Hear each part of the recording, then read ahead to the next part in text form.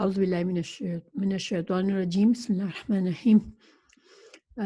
سیرہ lecture number 6 انشاءاللہ شروع کرتے۔ نبوت کے آثار اور سعادت کی جھلکیاں۔ یہاں پر کہ ہم پیچھے جو حالات بیان کیے جا چکے ہیں، ان کی وجہ سے آپ صلی اللہ علیہ وسلم قوم کے درمیان فکری اور عملی فاصلہ بڑھتا گیا، یعنی کہ جیسے کہ آپ صلی اللہ علیہ وسلم کے زمانے میں جو شرک پھیلا ہوا تھا، لوگوں میں بد عملی اور برے اخلاق اور برائیاں پھیلی ہوئی تھی، ان کو دیکھتے ہوئے، اور جیسے آپ کی سنجیدہ طبیعت تھی اور آپ کی نیک طبیعت تھی، تو ایک نیچرل بات ہے کہ انسان اپنے سراؤنڈنگ میں اتنی برائیاں دیکھتا ہے، ایک نیک انسان، تو اس کو بہت رنجیدہ ہو جاتا ہے، اس کو بہت ایک طرح سے غم ہوتا ہے اپنے معاشرے کا۔ تو آپ صلی اللہ علیہ وسلم کا بھی یہی حال تھا کہ آپ دن بدن آپ کی یہ سنجیدگی بڑھتی جا رہی تھی، اور آپ کو سمجھ نہیں آتا تھا کہ اس معاشرے کا کیا ہوگا، ایک کنسرن بھی تھا۔ تو پھر آپ ایک طرح سے تنہائی پسند کرنے لگے، اور آپ نے ایک عادت ڈالی کہ وہ الگ تھلگ ہو کر ایک دین ابراہیمی اس زمانے میں جو کچھ بھی تھوڑا بہت کچھ پتا تھا کہ حضرت ابراہیم علیہ السلام کا دین جو تھا، اس کا کچھ بھی جو ذرا سا آپ کو اندازہ تھا، اس لحاظ سے آپ الگ ہو کے عبادت کیا کرتے تھے۔ اور آپ کہاں جاتے تھے عبادت کے لیے؟ غار حرا میں جاتے تھے۔ تو غار حرا کہاں ہے؟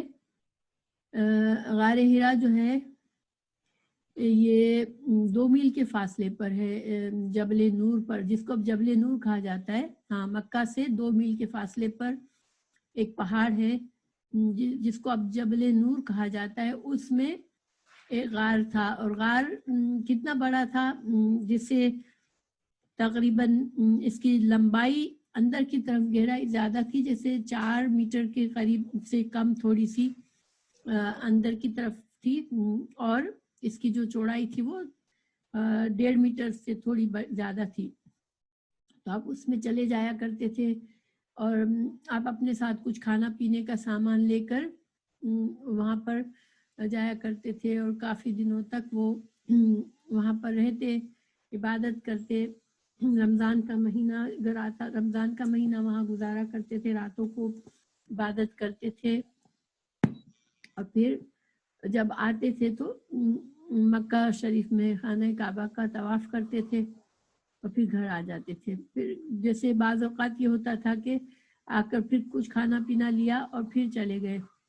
تو اس طرح سے وہ آپ کا یہ معمول سا بنا ہوا تھا۔ یہاں پر ایک نقشہ بھی ہے ہمارے پاس، یہ مکہ، یہاں پر مکہ ہے، یہ ایریا مکہ کا ہے۔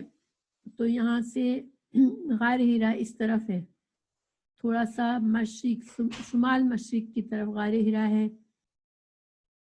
اور دیکھیں مدینہ کا راستہ اوپر کی طرف ہے، مدینہ جو ہے وہ شمال کی طرف اوپر جاتا ہے مکہ سے، اور جدہ جو ہے وہ مغرب کی طرف ہے، جدہ کا راستہ اس طرف ہے، اور یہ مکہ ہے، اور یہاں پر غار حرا ہے۔ اور یہ جو ہے نا شیب ابو طالب، اس میں یہ وادی ہے جس میں نبوت کے تقریباً 9 سال یا 10ویں سال 9 سال میں بائیکاٹ کیا تھا۔ تو آپ صلی اللہ علیہ وسلم اپنے فیملی اور اپنے خاندان کے ساتھ یہاں چلے گئے تھے، اور 3 سال یہاں گزارے تھے، بڑی مطلب مشکل اور تنگی میں گزارے تھے۔ انشاءاللہ وہ بھی آئے گا، ہمارے جب موقع پر ہم اس کے بارے میں بھی بات کریں گے۔ تو اس کے علاوہ آپ صلی اللہ علیہ وسلم کو نبوت کی جیسے کچھ جھلکیاں بھی نظر آنے لگی، یعنی کہ سچے خواب آنے لگے۔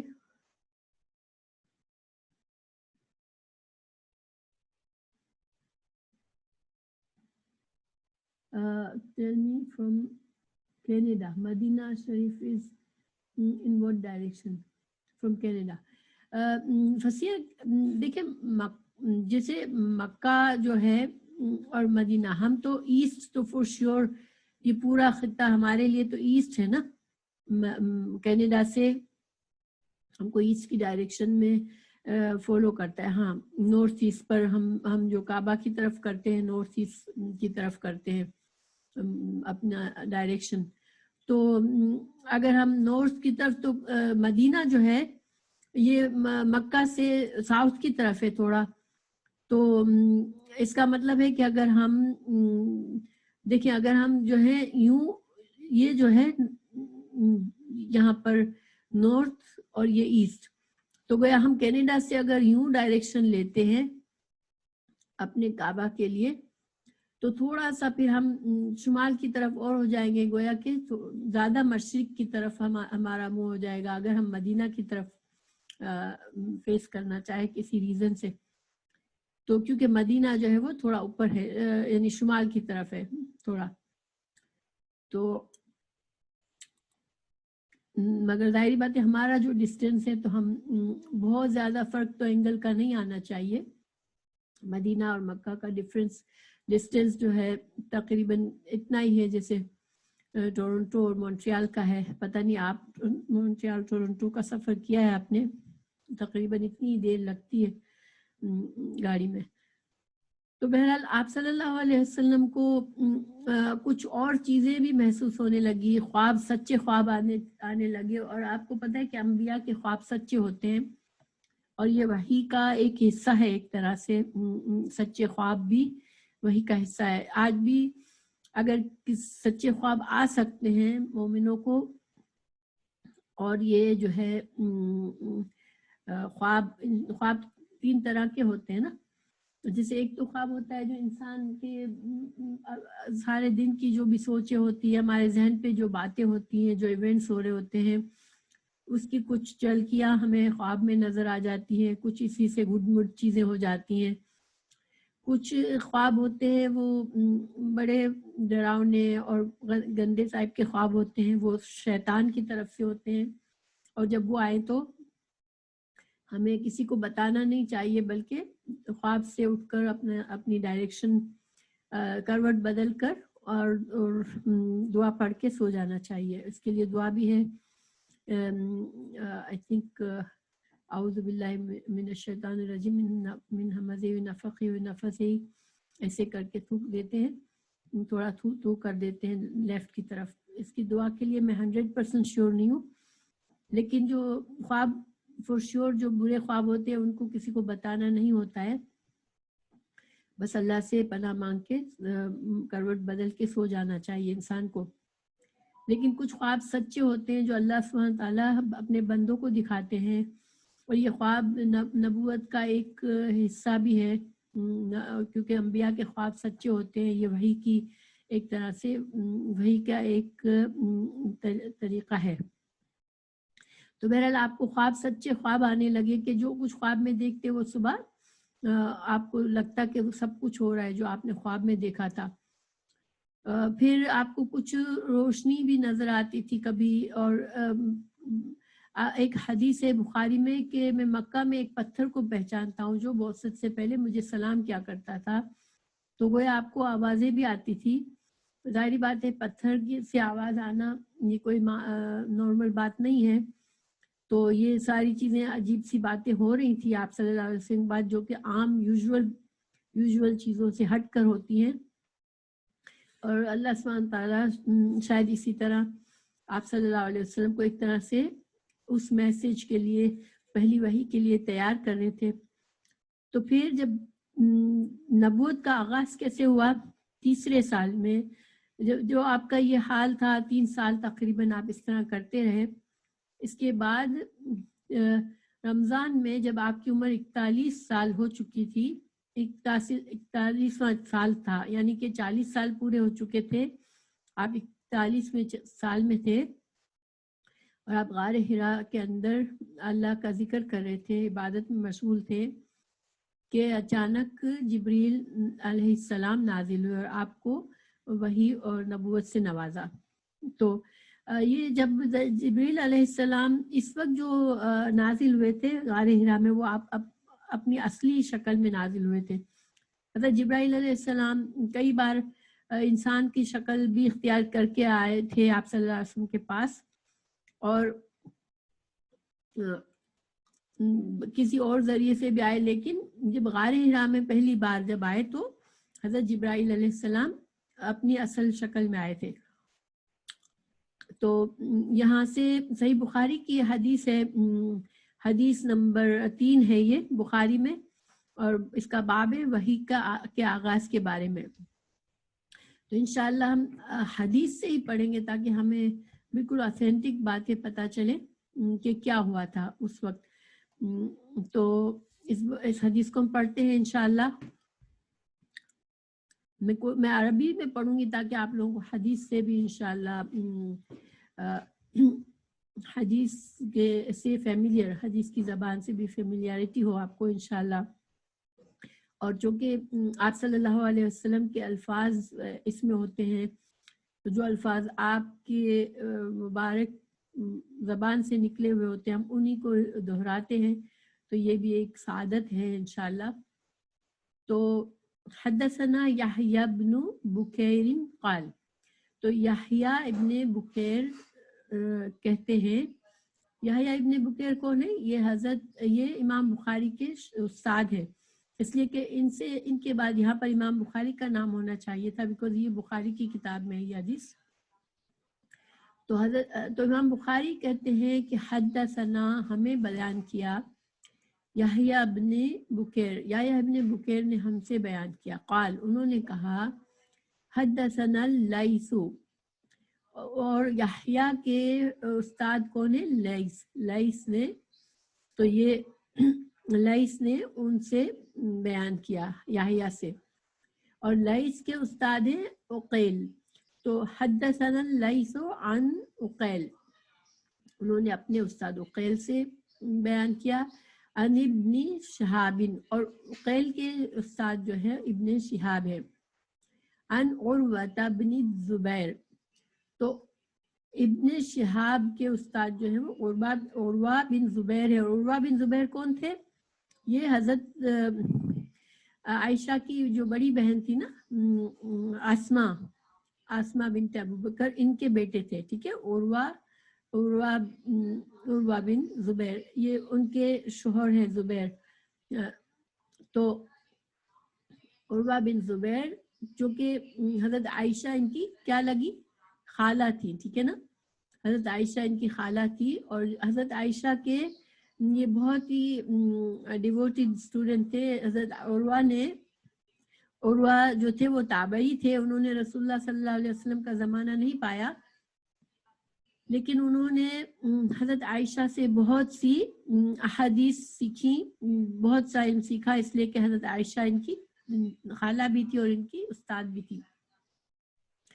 تو حضرت عروہ فرماتے ہیں کہ حضرت عائشہ نے ام المومنین، حضرت عائشہ جو مومنوں کی ماں ہیں رضی اللہ عنہا، انہا قالت، انہوں نے کہا، حضرت عائشہ نے حضرت عروہ سے کہا، اور ظاہری بات ہے کہ حضرت عائشہ کو یہ سب کچھ کس نے بتایا؟ حضرت عائشہ جو ہے وہ اس حدیث میں پہلی وحی کا حال بتا رہی ہیں، تو حضرت عائشہ کو رسول اللہ صلی اللہ علیہ وسلم نے بتایا۔ تو حضرت عائشہ کہتی ہیں، اول ما بدی بہ رسول اللہ صلی اللہ علیہ وسلم من الوحی الرؤیا الصالحہ فی النوم، تو سب سے پہلے شروع میں کیا ہوا؟ حضرت رسول اللہ صلی اللہ علیہ وسلم کو جو وحی کا اسٹارٹ کس طرح ہوا کہ آپ صلی اللہ علیہ وسلم کو سچے خواب آنے لگے، اور وہ آپ سوئے ہوئے ہوتے تھے اور آپ کو سچے خواب آتے تھے، تو اس طرح سے وحی کا آغاز ہوا تھا۔ فَكَانَ لَا يَرَى رُؤْيَا إِلَّا جَاءَتْ مِثْلَ فَلَقِ الصُّبْحِ، اور کوئی بھی خواب ایسا نہیں ہوتا کہ آپ خواب دیکھتے اور پھر وہ خواب اس طرح سے پورا کا پورا سچا ثابت ہوتا ہے جیسے کہ صبح نمودار ہوتی ہے، روشن ہوتی ہے، تو کیسے بالکل واضح ہوتی ہے نا صبح، اسی طرح سے آپ صلی اللہ علیہ وسلم کے خواب بھی بالکل واضح طور پر سچ ثابت ہوتے۔ ثم حبب إليه الخلاء وكان يخلو بغار حراء فيتحنث فيه. پھر اس کے بعد آپ صلی اللہ علیہ وسلم کو تنہائی پسند ہونے لگے اور آپ غار حرا میں تنہائی اختیار کرتے، اکیلے وہاں ہو جاتے اور وہاں پر عبادت کیا کرتے تھے. تو وہ ہوا اور یتحنث کا لفظ استعمال کیا، اور پھر راوی نے اس کی تفصیل بتائی ہے. شاید امام بخاری نے اس کا ترجمہ کیا ہے اس جملے کا، یتحنث فیہ، تو وہو تعبد اللیالی ذوات العدد، یعنی کہ گنتی کی راتوں میں وہ عبادت کیا کرتے تھے. قبل ان ينزع الى اهله ويتزود لذلك ثم يرجع الى خدیجة فيتزود لمثلها. تو آپ صلی اللہ علیہ وسلم کا کیا معمول تھا کہ آپ گھر سے کچھ کھانے پینے کا سامان لے کر جاتے، اپنا سامان سفر کا ساتھ رکھتے اور وہ غار حرا میں جاتے. پھر جب وہ وہاں سے آتے واپس گھر والوں کے پاس، یعنی حضرت خدیجہ کے پاس آتے، پھر کچھ سامان لے کر جاتے اسی طرح. تو یہ آپ کا معمول ہوتا تھا. حتی جاءہ الحق، یہاں تک کہ آپ کے پاس حق آ گیا، یعنی کہ وہو فی غار حراء، اور آپ اس وقت غار حرا میں تھے، یعنی حق کیا آ گیا کہ وحی نازل ہو گئی. فجاءہ الملک فقال، تو فرشتہ آپ کے پاس آئے، فرشتے آپ کے پاس آئے، یعنی کہ حضرت جبرائیل علیہ السلام آپ کے پاس آئے اور کہا اقرا، پڑھو. اب لفظ اقرا جو ہے نا، عربی میں اس کے دو معنی ہوتے ہیں. ایک تو ہوتا ہے کہ ہم جیسے کوئی لکھی ہوئی چیز کو ہم پڑھتے ہیں، اس کو جیسے ریڈنگ کرنا، ٹھیک ہے. لیکن اگر کوئی ایسے ہی ہم کوئی بولے اور اس کو ریپیٹ کرنا، اس کو بولنا بغیر دیکھے، اس کو بھی اقرا کہتے ہیں. لیکن عام جو معنی مشہور جو ہم ہے وہ ریڈنگ سے ہے، کہ جیسے ہم ریڈ کرتے ہیں کوئی چیز. تو اس فرشتے نے کہا آپ سے کہ پڑھو. تو قالا، تو رسول اللہ صلی اللہ علیہ وسلم نے فرمایا ما انا بقارین، ہاں کہ میں جو ہوں وہ پڑھا ہوا نہیں ہوں، یعنی کہ میں پڑھنے والا نہیں ہوں، یعنی کہ میں پڑھا لکھا نہیں ہوں.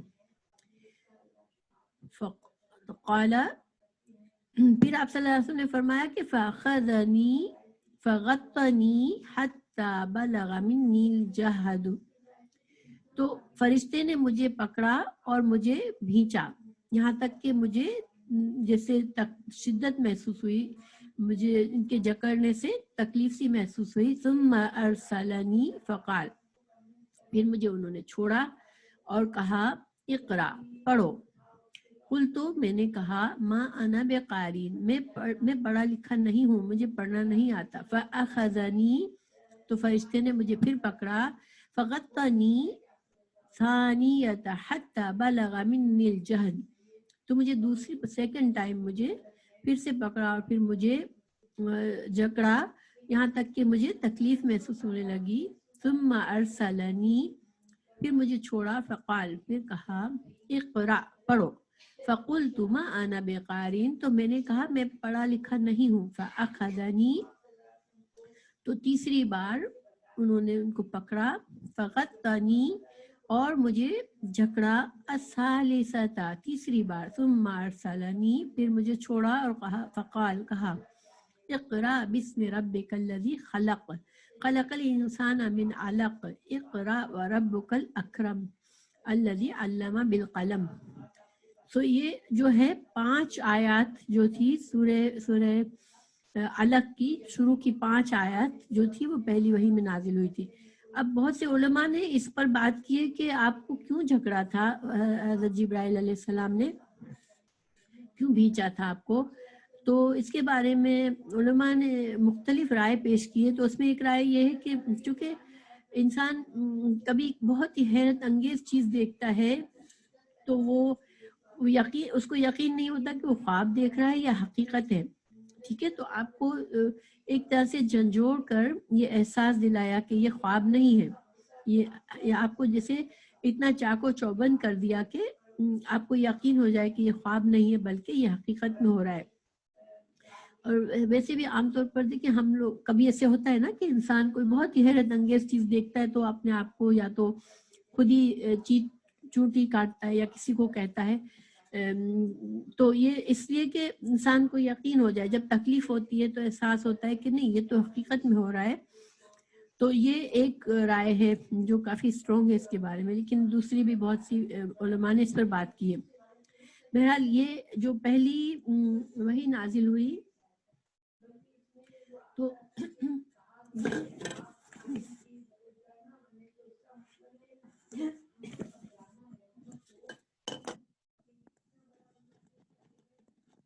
اس پر تھوڑا سا ہم اس پر اگر غور کریں، سورہ علق کی جو آیات ہیں تو سبحان اللہ ہمیں پتہ چلتا ہے دیکھیں کہ اللہ سبحانہ تعالیٰ نے پڑھنے لکھنے کو کتنی اہمیت دی کہ پہلی جو وحی ہے وہ اسی سے نازل ہوئی۔ پھر اللہ تعالیٰ نے فرمایا کہ میں ترجمہ کرتی ہوں، اقرأ بسم ربک الذی خلق، پڑھو اے نبی اپنے رب کے نام کے ساتھ جس نے پیدا کیا، خلق الانسان من علق، اس نے جمے ہوئے خون کے ایک لوتھڑے سے انسان کی تخلیق کی۔ اور یہ جو انسان کی تخلیق میں جو ماں کے رحم میں مختلف سٹیجز ہوتی ہے، اس میں یہ ایک سٹیج شروع کی یہ ہوتی ہے کہ اس میں ایک انسان جو ہے خون کے لوتھڑے کی طرح ہوتا ہے، تو اللہ تعالیٰ نے اس کی طرف ریفر کیا ہے علق۔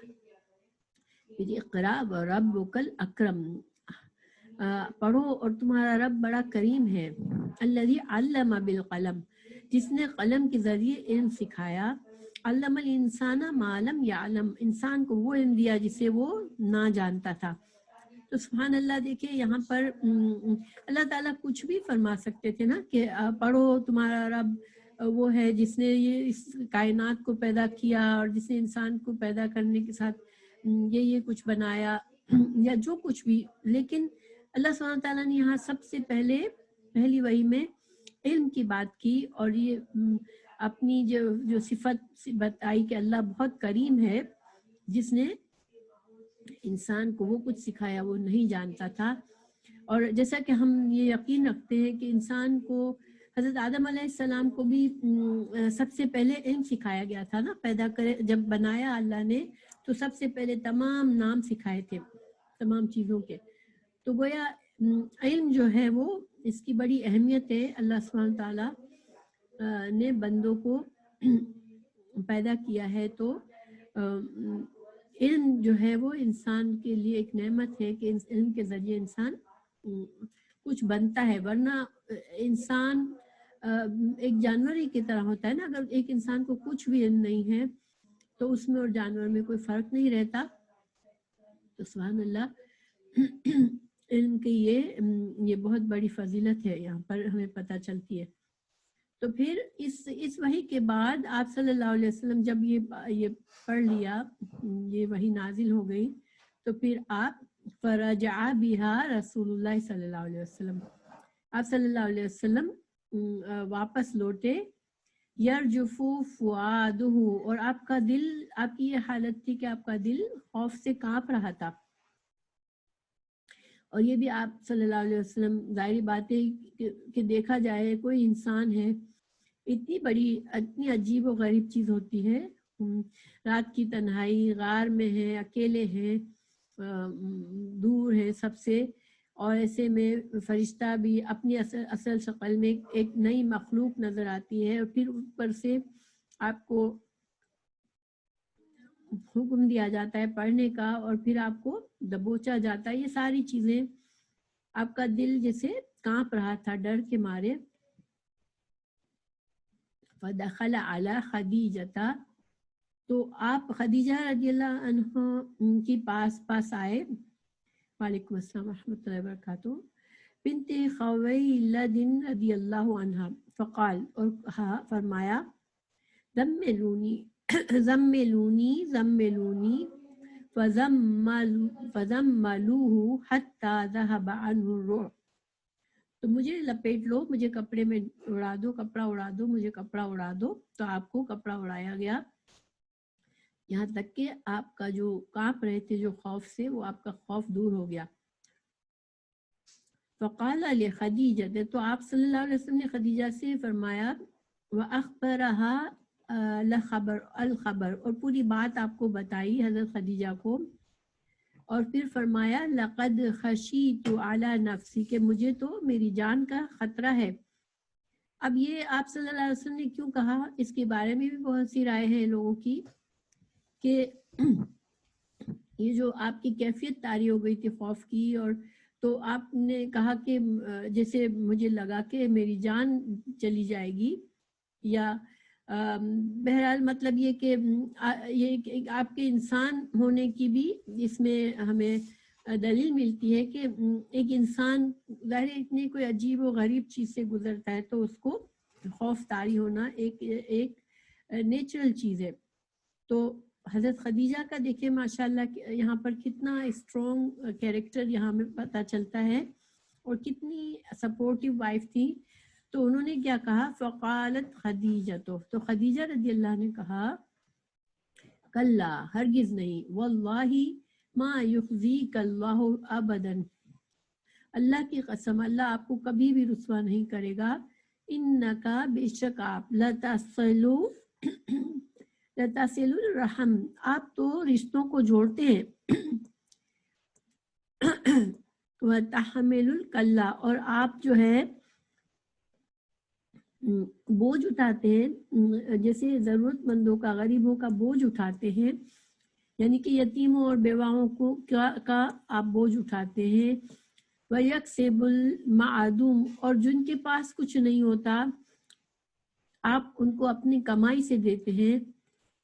تو آپ صلی اللہ علیہ وسلم کی یہاں پر ہمیں خوبیاں پتہ چلتی ہے کہ جہاں بھی کسی کو ضرورت مند دیکھتے تھے، کسی طرح کی بھی ضرورت ہے، چاہے مالی ضرورت ہے، چاہے ایموشنل سپورٹ چاہیے، چاہے یعنی کوئی بھی کسی بھی طرح سے کسی ضرورت مند کو دیکھتے تھے تو آپ اس کی مدد کرتے تھے.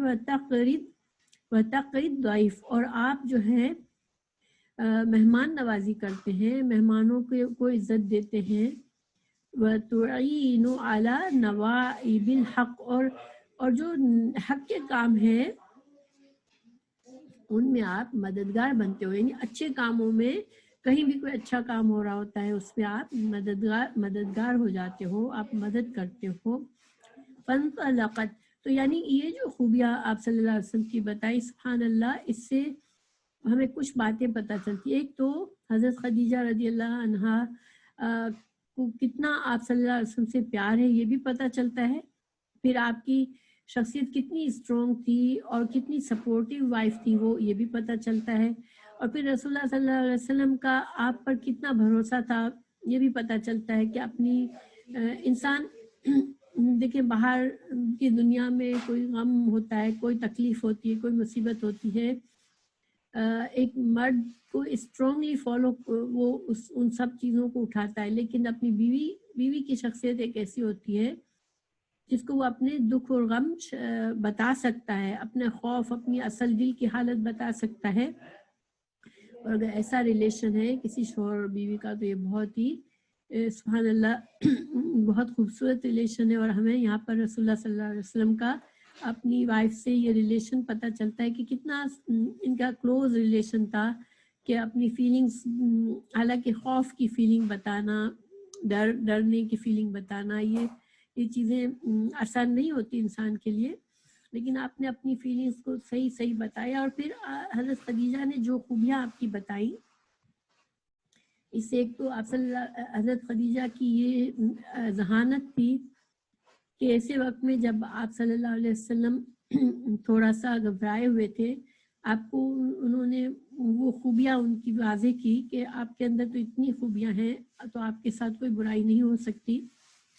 اور پھر آپ صلی اللہ علیہ وسلم کا کیریکٹر بھی ہمیں پتہ چلتا ہے کہ آپ کے اندر کتنی اچھی پیاری خوبیاں تھیں نبوت سے پہلے بھی، کہ آپ ایک اچھے انسان تھے، غریبوں کی، کمزوروں کی مدد کرتے تھے، لوگوں کے ساتھ عزت اور اکرام کا رویہ کرتے تھے. جہاں بھی کوئی ایسی بات تھی جس میں حق کو بلند کرنا ہو، سچی بات ہے تو آپ اس میں مددگار بن جاتے تھے. بہرحال پھر کیا کیا حضرت خدیجہ نے، فانطلقت، پھر وہ لے چلی، بھی آپ کو لے کر گئی خدیجہ، فانطلقت بھی خدیجہ حتی اتت بھی ورقہ بن نوفل، تو ورقہ بن نوفل کے پاس لے آئی. اور ورقہ بن نوفل کون تھے؟ ورقہ بن نوفل بن اسد بن عبد العزا. ہاں، یہ حضرت خدیجہ کے کزن تھے، چچا زاد بھائی تھے، ابن عمی خدیجہ تھا، تو حضرت خدیجہ کے چچا زاد بھائی تھے. وکانا امرأن تنصر فی جاہلیتی، اور جاہلیت کے دور میں جبکہ ابھی رسالت نہیں ہوئی تھی، رسول اللہ صلی اللہ علیہ وسلم کو بعثت نہیں ہوئی تھی، تو اس زمانے میں یہ نوفل جو تھے، ورقہ بن نوفل، یہ نصرانی بن گئے تھے، ٹھیک ہے، یہ عیسائیت میں چلے گئے تھے. فَكَانَ يَكْتُبُ الْكِتَابَ، اور وہ لکھے پڑھے تھے، ان کو عبرانی زبان آتی تھی، تو وہ فَكَانَ يَكْتُبُ الْكِتَابَ بَالْعِبْرَانِيَّةِ، یا تو یہ تورات جو تھی، انجیل کو وہ عبرانی زبان میں لکھتے تھے، ترجمہ کرتے تھے، حالانکہ انجیل جو تھی وہ سیریانی زبان میں نازل ہوئی تھی، تو یہ اللہ کے حکم سے عبرانی میں اس کا ترجمہ کرتے تھے. وَيَكْتُبُ مِنَ الْإِنْجِيلِ بِالْعِبْرَانِيَّةِ مَا شَاءَ اللَّهُ، جو بھی اللہ تعالیٰ ان کو توفیق دیتا تھا وہ انجیل کا ترجمہ عبرانی میں کرتے تھے. فَكَانَ شَيْخًا كَبِيرًا، اور وہ بہت بڑی عمر کے تھے، قد عَمِيَ، اور یہ نابینا ہو چکے تھے، ٹھیک ہے، ان کی آنکھیں بھی آنکھوں کی روشنی بھی جا رہی تھی ان کی. فقالت، تو کہنے لگی، وعلیکم السلام ورحمۃ اللہ وبرکاتہ، کوئی بات نہیں مصباح. فقالت، تو کہنے لگی، لہو خدیجہ، تو خدیجہ نے ان سے کہا، یا ابن عمی، اے میرے چچا کے بیٹے، اسمع، سن، من ابنی اخیک، اپنے بھائی کے بیٹے کی بات سن. اب رسول اللہ صلی اللہ علیہ وسلم حضرت ان کے بھائی کے بیٹے نہیں تھے، لیکن جیسے ایک طرح سے یہ ایک طریقہ ہے بات کرنے کا، دور کے جیسے خاندان 4 پشتوں میں جا کے خدیجہ رضی اللہ عنہا کا جو خاندان تھا وہ آپ صلی اللہ علیہ وسلم سے مل جاتا تھا، تو ایک طرح سے یہ ایک طریقہ تھا عربوں میں بات کرنے کا. تو کہتی ہیں کہ اپنے بھائی کے بیٹے کی بات سنو. فقال لہو ورقہ، تو ورقہ نے آپ صلی اللہ علیہ وسلم سے کہا، کیا ابن اخی ماذا ترى، اے میرے بھائی کے بیٹے آپ کیا دیکھتے ہو، آپ نے کیا دیکھا ہے. فاخبرہ رسول اللہ صلی اللہ علیہ وسلم خبر ما رأى، تو حضرت رسول اللہ صلی اللہ علیہ وسلم نے جو کچھ دیکھا تھا وہ ان کو بتایا. فقال، تو کہا، فقال له ورقہ، تو ورقہ نے آپ سے کہا، هذا الناموس الذي نزل الله على موسى، یہ وہی رازدار فرشتہ، ناموس کہتے ہیں رازدار فرشتے کو، ٹھیک ہے. تو هذا الناموس الذي نزل الله على موسى، تو حضرت چونکہ ورقہ جو تھے وہ انجیل کو پڑھتے تھے، تو انہیں حضرت موسیٰ علیہ السلام کا بھی پتہ تھا کہ انجیل جو تھی اس میں تورات کا ہی سلسلہ تھا نا، تورات میں جو احکامات تھے سبھی تورات کی باتیں تھی، انجیل میں کچھ تھوڑی چیزیں زیادہ تھیں، تو اس وجہ سے انہوں نے حضرت موسیٰ علیہ السلام کا ریفرنس دیا کہ یہ تو وہی فرشتہ ہے جو کہ حضرت موسیٰ علیہ السلام پر نازل ہوتا تھا. پھر وہ کہنے لگے، یا لیتنی فیہا جدعن، پھر وہ کہنے لگے ورقہ، کاش میں اس وقت جوان ہوتا، کاش میں جوان ہوتا، لیتنی اکون حیا، اور کاش میں زندہ ہوتا، اذ یخرجک قومک، جب تو آپ کی قوم آپ کو نکال دے گی. دیکھیں کتنے ماشاءاللہ دور اندیش تھے، اور چونکہ دین کا علم رکھتے تھے، ان کو پتا تھا کہ انبیاء کے ساتھ ان کی قوموں نے کیا کیا کیا ہے. تو انہوں نے آپ صلی اللہ علیہ وسلم سے کہا کہ کاش میں اس وقت جوان ہوتا اور میں زندہ ہوتا جب آپ کی قوم آپ کو نکال دے دی. اور ان کا مطلب کیا تھا کہ میں آپ کی مدد کرتا، ٹھیک ہے.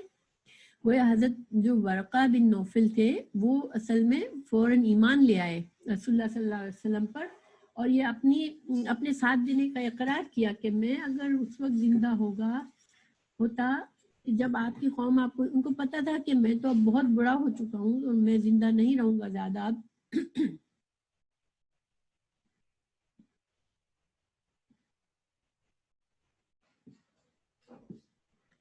تو کہا کہ اگر میں اس وقت زندہ ہوتا تو میں آپ کی مدد کرتا.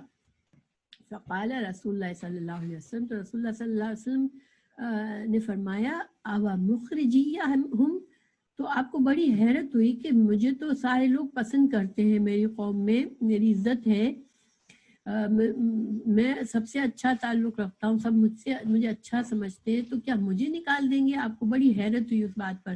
اب مخرجیہ ہوں، کیا وہ مجھے نکال دیں گے؟ قال فرمایا، تو حضرت یعنی ورقہ بن نوفل نے کہا نعم، ہاں، لم یأتی رجل قط بمثل ما جئت به الا اودیا، کہ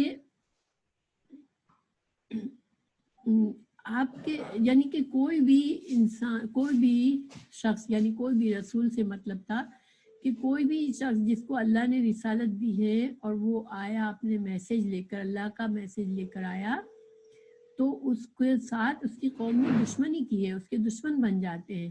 وَإِن يُدْرِكْنِي يَوْمُكَ أَنْصُرْكَ نَصْرًا مُعَزَّرًا، اور اگر مجھے وہ دن ملے گا، اب پھر ورقہ کہتے ہیں کہ اگر وہ دن مجھے ملے گا جب آپ کی قوم آپ سے دشمنی کرے گی، آپ کو نکالے گی، تو پھر میں کیا کروں گا کہ میں آپ کی مدد کروں گا، انصر کا نصرًا معزرًا، اور میں آپ کی قوت کو بڑھاؤں گا، جسے میں آپ کا ساتھ دوں گا. ثم لم ينشب ورقۃ ان توفی وفتر الوحی، لیکن پھر اس واقعے کے کچھ ہی عرصے کے بعد ورقہ جو تھے ان کا انتقال ہو گیا.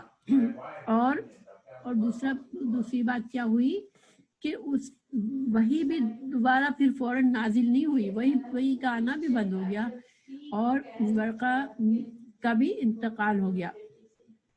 کیونکہ آپ کو پتہ ہے کہ جب پہلی وحی نازل ہونے کے بعد پھر فوراً سے دوسری وحی نازل نہیں ہوئی تھی، اس کو وقت لگا تھا.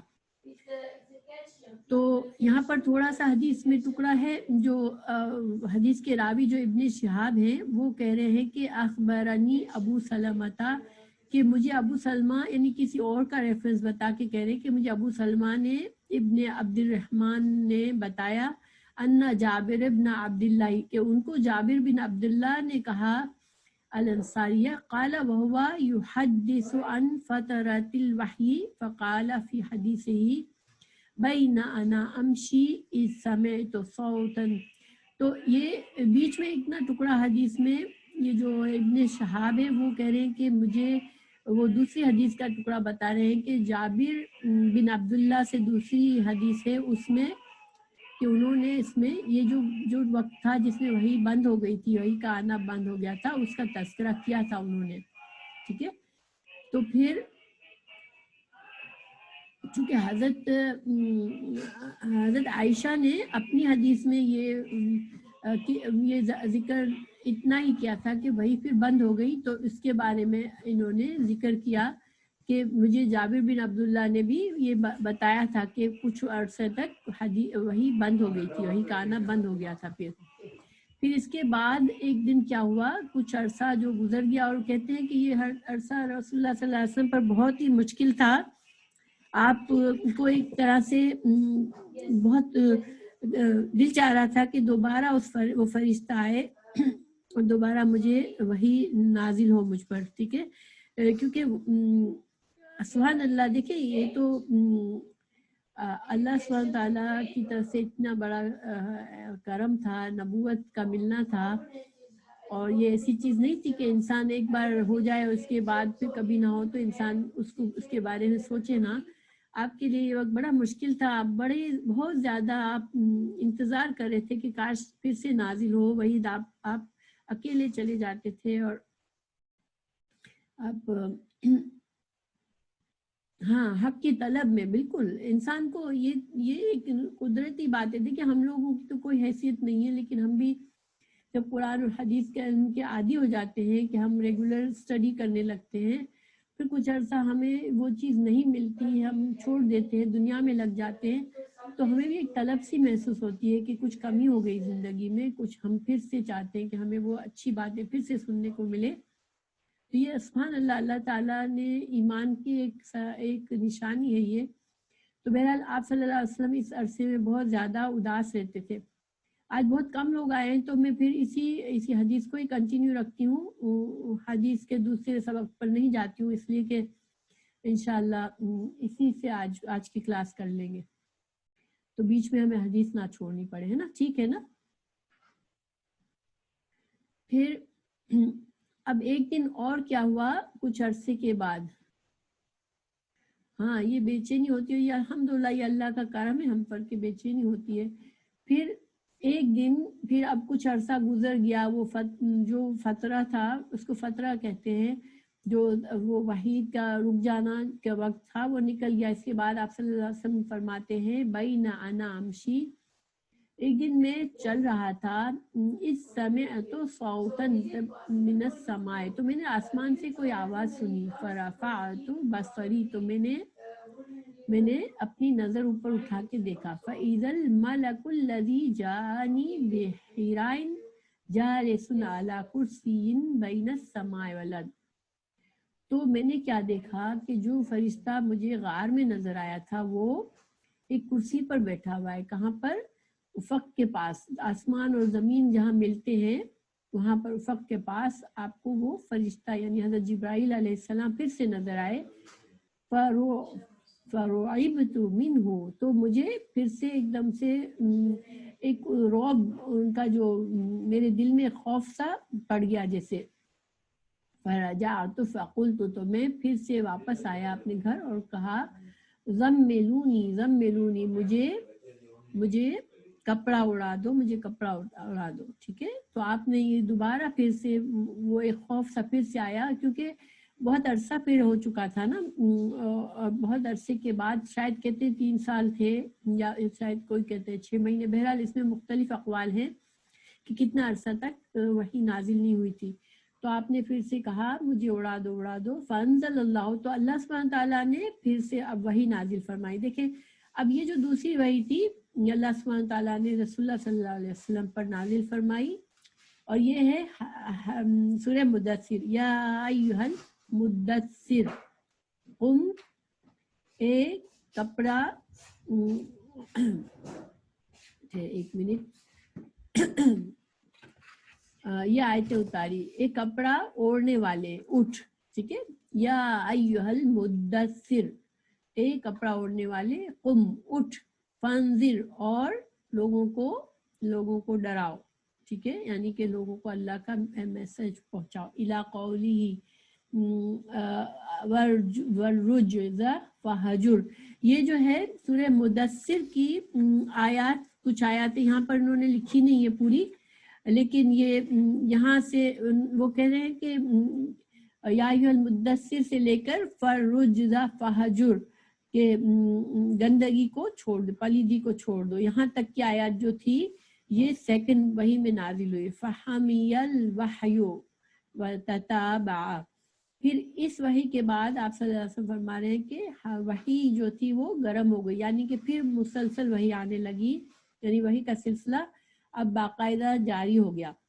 تابعہ عبداللہ بن یوسف و ابو صالح و تابعہ ہلال بن رداد عن الزہری وقال یونس معمر. تو یہ دوسری روایت کی یہاں پر حدیث وہ ہے، کیا کہتے ہیں،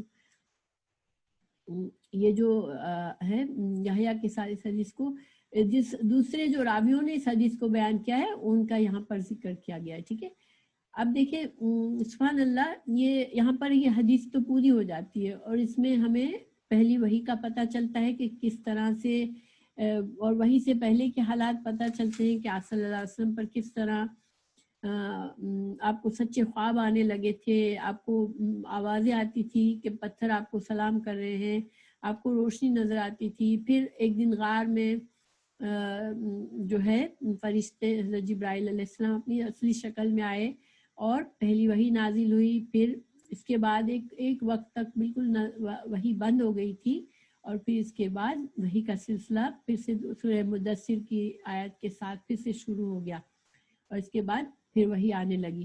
تو یہاں پر انشاءاللہ اس سے ہمیں ڈائریکٹ یہ انفارمیشن حدیث سے چونکہ ملی، اس لیے میں نے حدیث ہی کو ڈالا اس میں، بجائے اس کی سیرت کی کسی بک سے میں آپ کو وحی کا ذکر بتاتی. تو انشاءاللہ ہم یہاں پر اپنی آج کی کلاس کو یہیں پہ ختم کریں گے اور اللہ نے چاہا تو نیکسٹ ٹیوزڈے کو ہم کلاس اپنی جاری رکھیں گے.